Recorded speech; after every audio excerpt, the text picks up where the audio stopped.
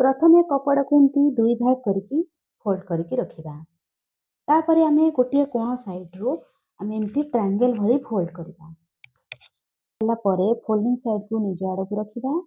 आ एठी आमे गोटे 1.5 इंच किंबा 2 इंच रो गोटे एमती सीधा लाइन टाणीबा। लाइन ठारू आमे 6 इंच छाड़ी दबा अंटार बेल्ट पई।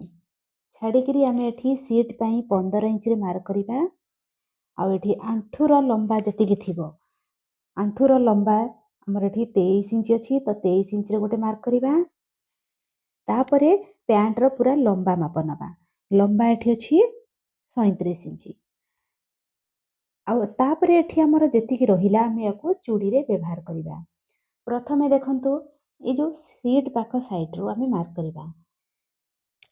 जंघ पाखरे मापिकी जदि नउछंती ताहले डिवाइडेड 2 करिवे। तापरे 2 इंच किंबा 3 इंच लूजिंग रखिकी मार्क करि परिबे।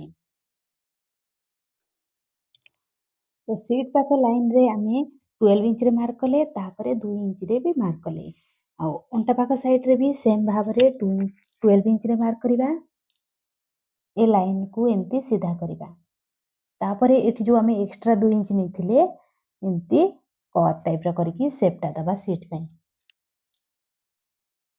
आंठूर लाइन सीधा रे आमे 8 इंच रे मार्क करिबा। आंठूर साइज जतिकी थिबो तारो अधा नबा। तो एठी आमे 8 इंच रे मार्क कले। आ एठी मोहरी पाख साइड रे आमे 5 इंच रे मार्क करिबा। नेले ए चूड़ी पाखरे भी आमे सेतिकी नबा। तो एठी हमर कपड़ा नाही कम अछि तो एठी हमर जॉइंट पड़िबो।